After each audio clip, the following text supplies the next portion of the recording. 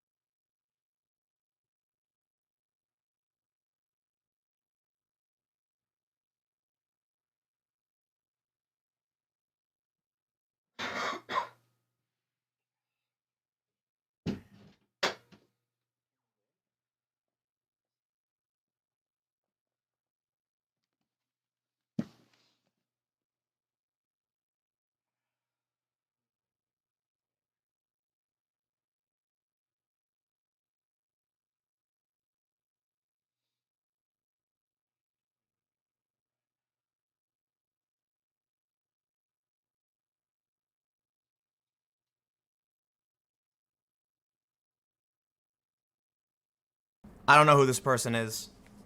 I don't know what they think they're doing. They just showed back up. The noise I heard in this video sounds like someone trying to pop the latch on my door. It was after the cops left that I went through the surveillance footage and heard that noise and realized what woke me up.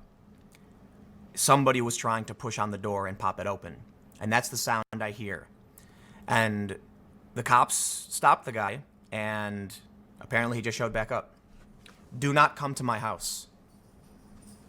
Do not come to my house, especially not right now. As I was filming this, they came back. Presumably, I don't know who it was. We have security cameras. And there was somebody who looked similar. I called the cops. Cops are on their way. I guess the person just ran off again. I'm not playing any games.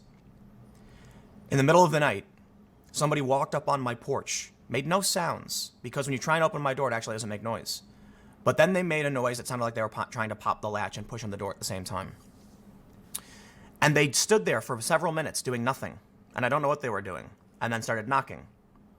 I don't care if they actually are a fan or what their plan is or what they're doing. But this is either, at the best case scenario, someone's deranged and showed up to my house. Someone's, I don't know who in their right mind would think it's appropriate to come to my house. Well, there you go. As I was filming this video explaining what happened, the person came and I don't know if you can hear the dog barking. And I checked the camera and there it was. I just called the cops. So the most inappropriate thing you could ever possibly do is come to my house. I don't know who this guy is. I'm not going to find out either. The cops are going to deal with it. He was warned not to come back. And I have video footage, audio that sounds like he tried sneaking into my house. And I don't know what he's doing now. So, you know what? The cops are going to be here in a second. And then we'll deal with it. And I'm going to upload this. Because, I don't know, I'm crazy, I guess. but I think it's important to show everything that's happening right now with people who are trying to dig up my information, and this is nuts. This is absolutely nuts. So I'll end by saying this. You show up to my house at 4:30 in the morning again, I don't care who you are, and don't be surprised when home defense becomes an issue, if you know what I mean. And I think a lot of people can understand why that's an important thing for most individuals in their home. I live in a sleepy middle of nowhere town, kind of. Not really middle of nowhere, right? I'm in the suburbs. But I'm in an area where all of our neighbors, we know each other. And no one is going to take kindly to someone showing up at 4:30 in the morning and trying to pop my door open. And I don't know why you did that either. So you know what? This is not a fan. This is freaky. It's really freaky. Some people think there's speculation. The person's far left. I don't think that's true. I don't know why they're doing it. I just know that somebody got my address and is showing up to my house. So now the police are involved. There you go. That's what happened. Now look, I'll stress this point. Normally, this in the mornings I'll do a segment talking about news. But I'm dealing with the police now because of this. And so this is what I have to do. And I also think it's important to make sure everybody knows this is what happened and why. In the event things escalate. Because I feel like if I say absolutely nothing, then what ends up happening is if this person comes back in the middle of the night and, pulls a weapon and does something crazy, no one's going to have any idea. Well, now, there it is. Can you believe that? I don't even know what to say. I'm sitting right here right now recording this video, and all of a sudden the dude comes back. I get it, man. You want to whatever it is you got going on, but this is the cops are pulling up. So I'll let you. I'll keep you updated. Stick around. Next video is gonna be at 1 p.m.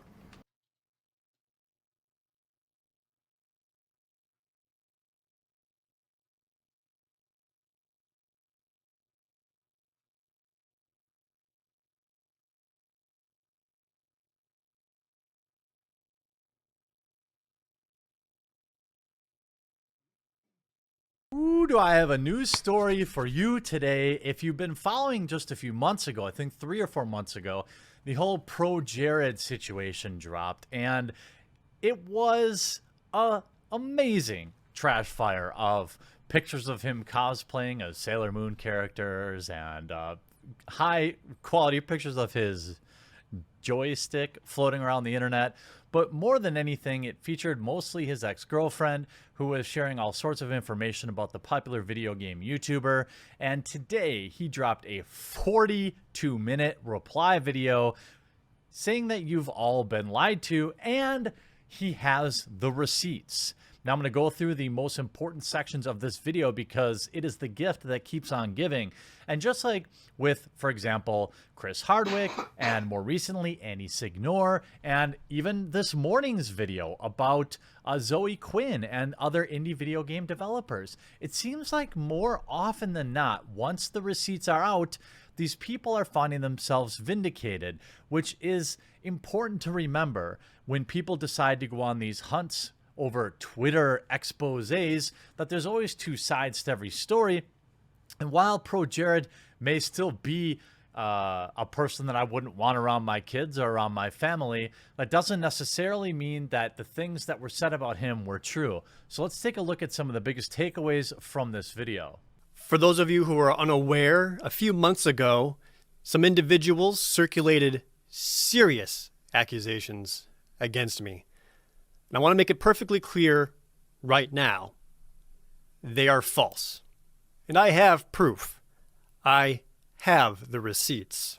Well, I like to think he borrowed that term from me, even though I didn't invent it, but this is going to get spicy. And as a point of order here, as I've always said, content creators, you've got to know better. First of all, it's a different time. You save your texts, you save your emails, you save everything. You don't hang out with people in private that you don't trust. And even if you trust them, you might want to think twice about it, because what happened to Pro Jared will remain to be seen. But for now, his career remains canceled. We'll see if he convinces anyone otherwise. What this all came down to was people saying that I was exchanging nudes with fans on Snapchat and Tumblr. And a lot of people want to know if I did any of that. Yeah, I did. and I always made it clear that it was for consenting adults only. This came about when numerous people had asked me about it and wanted to know if it was okay to do. I said yes, that it would be a safe place for people who wish to express themselves in that way and for me to express myself in that way. It was an open invitation for those who wanted to do it, and that I wouldn't be offended or upset, and that nothing would be shared or saved without explicit permission. To be clear, it was an open invitation to those who wanted to participate. The choice was always up to them. At no point did I ever go through my followers list and single out individuals or screen names and pursue them. I never did that. I always left the choice up to them. Let them choose to engage or not, to initiate or have nothing at all. I made a conscious effort to treat everyone with the same respect. Well, I don't think there was any question of whether or not you were exchanging these photographs, these spicy photographs, with fans of your video game content. A practice that, while I suppose you've shown some evidence of being something that people are actively interested in and engaged in, is probably the dumbest idea in history. You don't want to expose yourself up to all sorts of things like